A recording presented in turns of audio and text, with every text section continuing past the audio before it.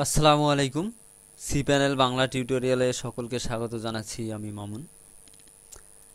ওকে বন্ধুরা, আজকে আমরা আমাদের গত পর্বে আমরা দেখেছিলাম কিভাবে আমাদের সি প্যানেলে বা আমাদের ফাইল ম্যানেজারে ফাইল আপলোড করতে হয়।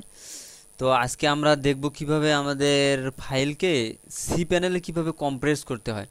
যেমন এমন প্রয়োজন হতে পারে, যেমন আমার এমন প্রয়োজন হলো যে আমরা আমাদের যে একটা ফোল্ডার আছে, যেমন এই যে নিউ ফোল্ডারের মাঝে আমরা এই যে সাইটটাকে আপলোড করলাম, আমাদের গত পর্বে আমরা আলোচনা করছি।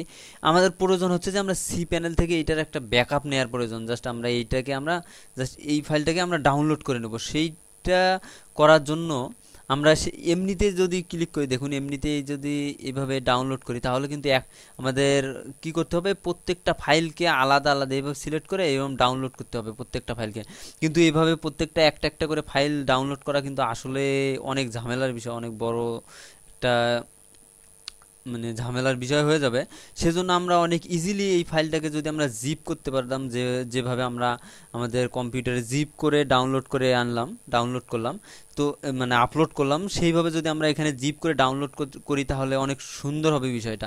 আমরা এইখানে জিপ করতে গেলে যে কোনো রাইট বাটনে ক্লিক করে মানে কম্প্রেসে যদি ক্লিক করি, জাস্ট কম্প্রেসে ক্লিক করলেই দেখুন এই ট্রেনে একটা জিপ ফাইল তৈরি হবে। কি নাম হবে, কোথায় হবে, সেইটা এখানে দেখাচ্ছে, এবং কি আর্কাইভ হবে, এবং জিপ আর্কাইভ নাকি টার আর্কাইভ, যে জিপ বিভিন্ন আর্কাইভ আছে। সাধারণত জিপ আর্কাইভে রাখা ভালো, কারণ এটাতে মানে সব জায়গাতেই ইজিলি সাপোর্ট করে। এটা আমাদের উইন্ডোজে বাই ডিফল্ট এমনিতেই করা যায়, কোনো আদা সফটওয়্যার ছাড়াই। তো আমরা জিপেই করলাম, জিপ করে ওকে কম্প্রেস ফাইল করি। দেখুন প্রসেস হচ্ছে, প্রসেস হওয়ার পর দেখুন কম্প্রেস হয়ে গেল। এখন দেখুন নিউ নামে কিন্তু একটা জিপ ফাইল তৈরি হয়ে গেছে। এই ফাইলটা আমাদের এই ফাইলটার মাঝে ওই ফাইলটা সম্পূর্ণ আছে। তো আমরা এইটা এখানে রাইট বাটনে ক্লিক করে ডাউনলোডে ক্লিক করলেই ডাউনলোড হয়ে যাবে।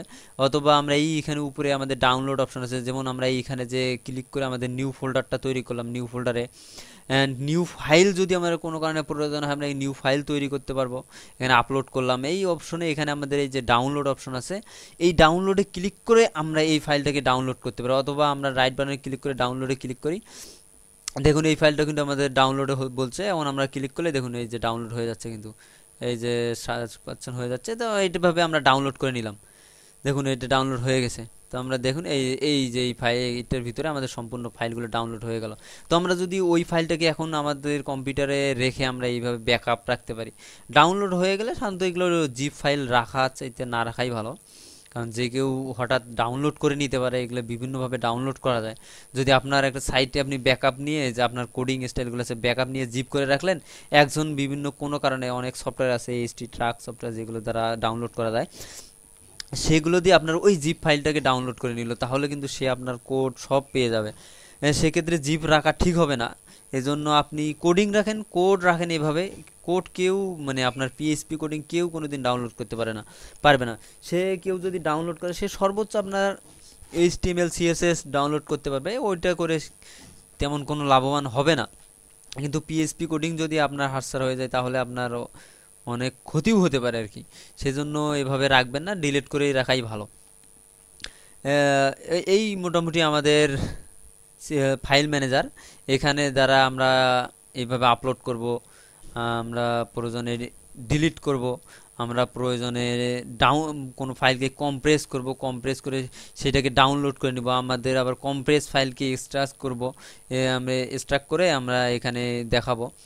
এখন প্রয়োজন হচ্ছে আমাদের এমন একটা প্রয়োজন হলো, জাস্ট আমরা নিউয়ে যাই এখানেই। এই দেখুন আমাদের এই ফাইলটাতে আমরা কোনো একটা এডিট করার প্রয়োজন আছে, তাহলে কি করবো, আমরা কি আমাদের লোকাল পিসিতে এডিট করে আবার এখানে আপলোড করে দেবো, মানে ছোট্ট একটা বিষয়ের জন্য? সেক্ষেত্রে এখানেও টেক্সট এডিটর আছে, এই যে এডিট আছে, এবং কোড এডিটর, এইটা আসলে ভালো, অনেক সুন্দর কালার ম্যাচিং আছে। তো আমরা ফাইলটাকে সিলেক্ট করে কোড এডিটরে যদি ক্লিক করি, দেখুন এইটা চলে আসছে। আমরা এডিটে ক্লিক করি, এখন এডিটে ক্লিক করলে আমাদের যে কোডিংগুলো করছি সেই সম্পূর্ণ কোডিংগুলোই এখানে চলে আসবে। জাস্ট আমরা এখান থেকে এডিট করে যে কোনো একটা বিষয় এডিট করে আমরা এই এখানে সেভ করলেই আমাদের সেভ হয়ে যাবে। তো আমরা একটু এডিট করি, এটা একটু উঠাই দিলাম, সাপোজ এইটা দিলাম, উঠাই দিলাম, উঠাই দিয়ে সেভ দেই।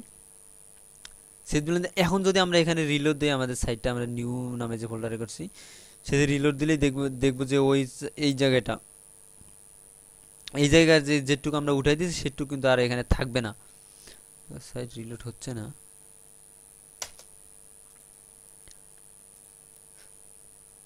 ওকে, আমরা এখানে হয়তো বা কোনো সমস্যা করছে, দেখি আমরা আন্ডু করে দেখি। দেখুন এই যে এই জায়গাটায় আমরা এইটুক উঠাই দিই, এখানে উঠাই দিয়ে আমরা সেভ করি। ইউ হ্যাভ নো চেঞ্জ, এটা পুরোটাই উঠাই দিই, সেভ দিই,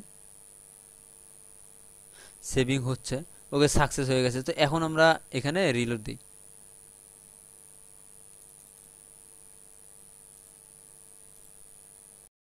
দেখুন এখন কিন্তু এটা দেখাচ্ছে না। আমরা এখানে যদি আবার আন্ডু করে দেই, আন্ডু করে দিই, ওকে দেখুন আন্ডু করে দিলে, আবার আন্ডু করার পর আমরা যদি আবার রিলোড দেই, ওকে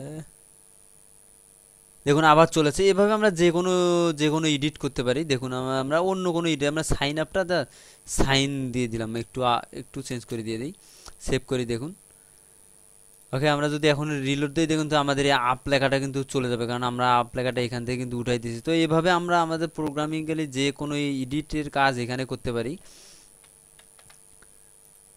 আমাদের এই যে এখানে সাধারণত আমাদের ছোট যদি হালকা কোনো চেঞ্জের প্রয়োজন হয়, সাপোজ এমন হলো যে আমাদের জাস্ট শুধু একটা জায়গায় আমাদের ডাটাবেজের নামটা চেঞ্জ করতে হবে, এই রকম কাজগুলো আর কি, বা এরকম ছোট কোনো একটা স্পেলিং ভুল হয়ে গেল, এগুলো ঠিক করার জন্য আমরা এইটা ব্যবহার করব। তো এই ক্ষেত্রে একটা বিষয়ে অনেকটাই লক্ষ্য রাখতে হবে, কারণ কোনো একটা ইরোরের কারণে আমরা এখানে চেঞ্জ করলাম, কিন্তু করলাম কিন্তু আমরা এইটাকে আমাদের যে মূল যে ফাইল আছে আমাদের লোকাল হোস্টে বা অন্য জায়গায় আছে সেইখানে চেঞ্জ করলাম না। পরবর্তীতে এমন হলো যে আমরা আবার ওই যে আমার লোকাল হোস্টে যে ফাইলটা আছে ওইটাতে কাজ করলাম, ওইটাতে কাজ করলে ওইটাকে আপডেট করলাম, কিন্তু আমরা এই যে এখানে যে আপডেটটুকু করছি সেটুকু করলাম না।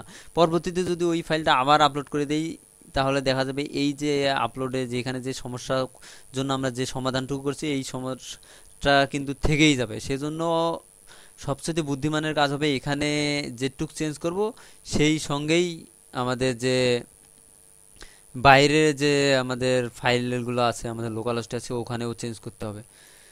ওকে, তো এই হচ্ছে মোটামুটি আমাদের ফাইল ম্যানেজারে এইগুলোই আর কি, এর বেশি লাগে না। তারপরে আমরা পাবলিক এফটিপি আছে, এগুলোর প্রয়োজন নেই, যে আমরা পাবলিক এইচটিএমএল আছে, এই যে ফাইলগুলো এগুলো নিয়েই এখানেই আমরা কাজ করব।